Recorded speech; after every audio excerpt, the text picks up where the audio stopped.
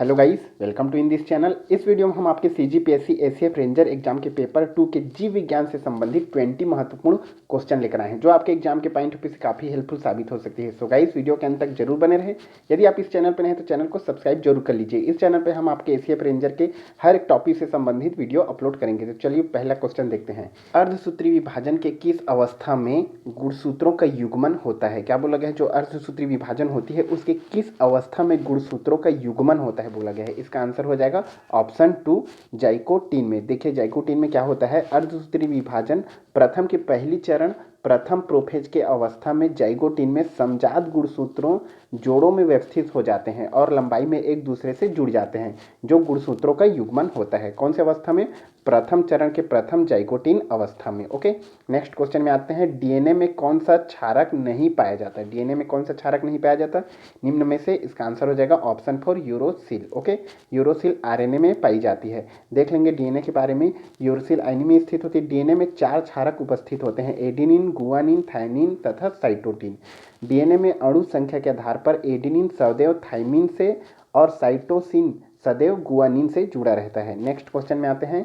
कोशिका का नियंत्रण कक्ष कंट्रोल सेंटर किसे कहते हैं? इसका आंसर हो जाएगा ऑप्शन 4 केंद्रक को। केंद्रक को कोशिका का क्या नियंत्रण कक्ष कहते हैं? रॉबर्ट ब्राउन ने सन 1831 ईस्वी में इसकी खोज की थी, अभी याद रखेंगे। नेक्स्ट क्वेश्चन में आते हैं। केंद्रक का विभाजन क्या कहलाता है? केंद्रक का विभाजन क्या कहलाता है? इसका आंसर हो जाएगा ऑप्शन 2 कैरियोकाइनेसिस। क्या कहलाता है? केंद्रक का विभाजन कैरियोकाइनेसिस कहलाता है। इसमें केंद्रक का विभाजन होता है। इसमें 4 अवस्था या 4 चरण होते हैं, प्रोफेज, मेटाफेज, एनीफेज तथा टेलोफेज। नेक्स्ट क्वेश्चन में आते हैं। जनन कोशिकाओं का निर्माण किस एपिथीलियम से होता है?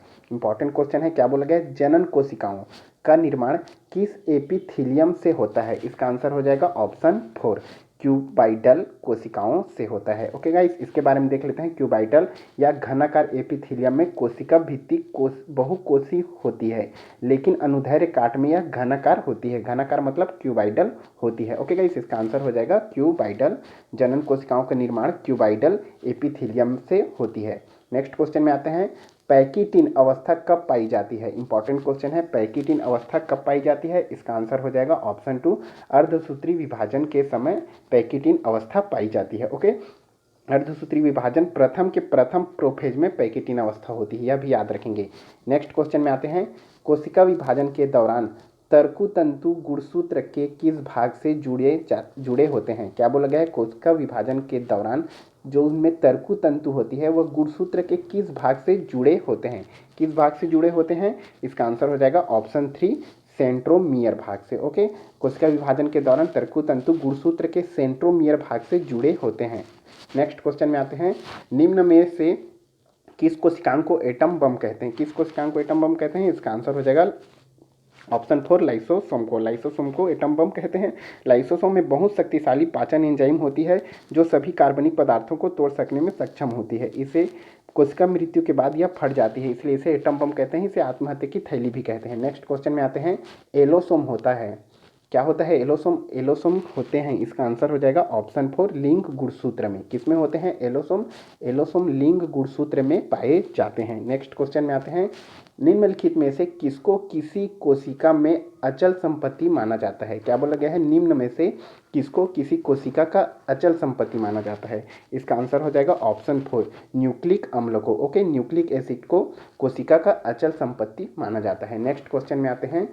रिकॉम्बिनेंट डीएनए टेक्नोलॉजी के विकास के पश्चात की ही यह तकनीक संभव हुई। निम्न में से क्या बोला गया है? निम्न में से कौन सी तकनीक रिकॉम्बिनेंट डीएनए टेक्नोलॉजी के विकास के पश्चात संभव हुई? इसका आंसर हो जाएगा ऑप्शन 4 टीकाकरण। Okay, vaccination. देखिए, वैक्सीन महत्वपूर्ण रिकॉम्बिनेंट डीएनए तकनीक का प्रतिनिधित्व करते हैं। यह एक सुरक्षित वैक्सीन है क्योंकि इसमें कोई वायरस कण शामिल नहीं होते। रिकॉम्बिनेंट डीएनए टेक्नोलॉजी के पश्चात ही टीकाकरण संभव हुआ। नेक्स्ट क्वेश्चन में आते हैं। यूकेरियोटिक जीवों में अनुवांशिक पदार्थ पाया जाता है। निम्न में से कौन सा अनुवांशिक पदार्थ पाया जाता है? किसमें? यूकेरियोटिक जीवों में। इसका आंसर हो जाएगा ऑप्शन 3 गुणसूत्रों के रूप में। ओके गाइस, क्या होता है? यूकेरियोटिक जीवों में अनुवांशिक पदार्थ गुणसूत्रों के रूप में पाए जाते हैं। ये केंद्रक में उपस्थित होते हैं, यह भी याद रखेंगे। नेक्स्ट क्वेश्चन में आते हैं। निम्नलिखित में से कौन डीएनए को अनुवांशिक पदार्थ की मान्यता से संबंधित नहीं है? क्या बोला गया है, निम्न में से कौन डीएनए को आनुवांशिक पदार्थ की मान्यता से संबंधित नहीं है। इसका आंसर हो जाएगा ऑप्शन 3 वाल्टीमोर तथा टेनिन। वाल्टीमोर तथा टेनिन डीएनए को आनुवांशिक पदार्थ की मान्यता नहीं दी है, लेकिन ग्रिफिथ, ओसवाल्ड एवेरी, हर्शे तथा चेज ने डीएनए को आनुवांशिक पदार्थ की मान्यता से संबंधित है ये सभी नाम।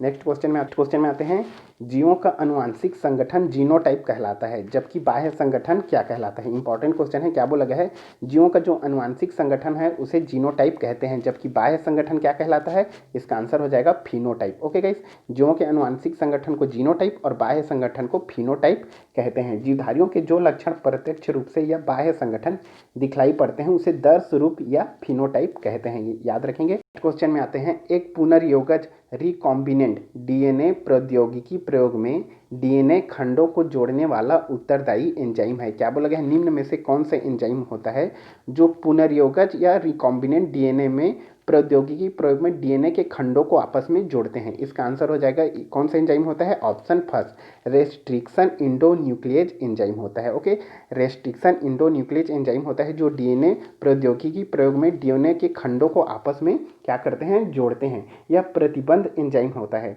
नेक्स्ट क्वेश्चन में आते हैं, जिन युग्मों में नहीं पाए जाते, निम्न में से किसमें जिन युग्मों में नहीं पाए जाते। इसका आंसर हो जाएगा ऑप्शन 3 युग्मकों में। युग्मकों में जिन युग्मों में नहीं पाए जाते, जिन गुणसूत्रों का एक भाग है जो युग्मकों का संयोजन यादृच्छिक होता है, इसे अन्य निरपेक्ष जीन युग्मों में शामिल नहीं किया जा सकता। ओके, नेक्स्ट क्वेश्चन में आते हैं, रंध्री छिद्र की परिवेशी विशिष्ट अपरिवर्तित अधिचर्म कोशिकाओं को कहते हैं। क्या बोला गया है, रंध्री छिद्र की परिवेशी विशिष्ट अपरिवर्तित अधिचर्म कोशिकाओं किसे कहते हैं। इसका आंसर हो जाएगा ऑप्शन 2 रक्षक कोशिकाएं को। ओके गाइस, इन कोशिकाओं को रक्षक कोशिकाएं कहते हैं। नेक्स्ट क्वेश्चन में आते हैं, प्रोकैरियोटिक में सबसे सूक्ष्म कोशिका रचना होती है। प्रोकैरियोटिक होती है उसमें सबसे सूक्ष्म कोशिका रचना किसकी होती है निम्न में से। इसका आंसर हो जाएगा ऑप्शन 3 माइकोप्लाज्मा की। माइकोप्लाज्मा की प्रोकैरियोटिक में सबसे सूक्ष्म कोशिका रचना होती है। नेक्स्ट क्वेश्चन में आते हैं, इंडोप्लाज्मिक रेटिकुलम पर कौन से कोशिकांग पाए जाते हैं। इंपॉर्टेंट क्वेश्चन है ये, इंडोप्लाज्मिक रेटिकुलम पर कौन से कोशिकांग पाए जाते हैं। इसका आंसर हो जाएगा option first ribosome. Okay guys, अंतःप्रद्रव जालिका इंडोप्लाज्मेटिक रेटिकुलम की सतह पर राइबोसोम पाए जाते हैं। यह प्रोटीन संश्लेषण के लिए उत्तरदायी होती है, राइबोसोम। नेक्स्ट क्वेश्चन में आते हैं, एपीफिलस कोशिकाएं वे कोशिकाएं हैं जो खाली स्थान कार्य करती है। क्या बोला गया है, एपीफिलस कोशिकाएं वे कोशिकाएं हैं जो निम्न से कार्य करती है। इसका आंसर हो जाएगा ऑप्शन 3 पुष्प दल से निकलती है। कौन सी कोशिकाएं, एपीफिलस कोशिकाएं वे कोशिकाएं हैं जो पुष्प के दल से निकलती है। सो गाइस, इस वीडियो में इतना ही। वीडियो अच्छा लगा तो लाइक, सब्सक्राइब और शेयर करना ना भूले। Thank you so much.